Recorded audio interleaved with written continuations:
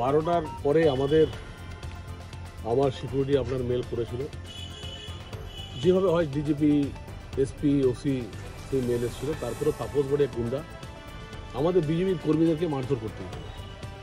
আমি একটা কথা বারবার ওসিকে বলতে চাই যে ওসি বালির টাকা তোলার জন্য বেলুড় রসুলপুরে একটা অবৈধ খাদান সেইটাকে চালু রাখার জন্য তাপস বাড়ি একটা তৃণমূলের গুন্ডা, তৃণমূলের হারমাদ, তার কাছ থেকে টাকা নিয়ে তাপস বাড়িকে দিয়ে এলাকার মানুষকে অত্যাচার করছে। আমি ফার্দার বলছি, এটা পঞ্চায়েত ভোট নয়, পাত্রসাহেব ব্লকে পঞ্চায়েত ভোট হয়নি। সেটা আমরা মোটামুটি এসপিকে আমি 4টে লেটার দিয়েছি, তারপরেও তাপস বাড়ি অ্যারেস্ট হচ্ছে না এবং তাপস বাড়ি এভাবে করছে। এরপরে পতাকাগুলোকে আপনার আগুন লাগিয়ে দেওয়া হচ্ছিল। খুব পরিষ্কার বলছি, যদি এইভাবে ঘটনা ঘটতে থাকে তা এলাকার মানুষ 2 লক্ষ মানুষ কিন্তু ঘেরাও করবে।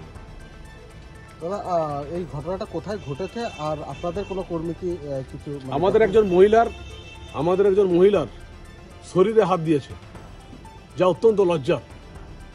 যে শাহজাহানরা সন্দেশখালী ঘটিয়েছে, আজকে এই জায়গায় তো পাত্রসারেও তাপস বাড়ি একজন মহিলার গায়ে হাত দিয়েছে। হাত দিয়ে নয়, তাকে পাশবিক অত্যাচার করেছে। সে মহিলা এখনো আসেননি। সেই মহিলা থানায় কমপ্লেন করার জন্য আমরা অনুরোধ করেছি যে প্রকাশ্যে আসুন।